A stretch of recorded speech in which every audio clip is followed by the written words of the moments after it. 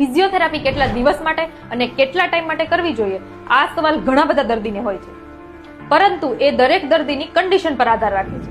Ideally ફિઝિયોથેરાપીનો એક session એ 30 થી 45 મિનિટનો હોય છે અને મિનિમમ 15 થી 20 સેશન એ કોઈ પણ કન્ડિશન માટે જરૂરી છે. જો તમને કોઈ સામાન્ય કન્ડિશન હોય અથવા તો શરૂઆતના ફેઝમાં હોય, જેમ કે સ્નાયુ ખેંચાઈ જવા, શરૂઆતના ફેઝમાં થતો ઘૂંટણનો દુખાવો, ખભાનો દુખાવો, તો તેમાં 15 થી 20 સેશનમાં રાહત મળી શકે છે.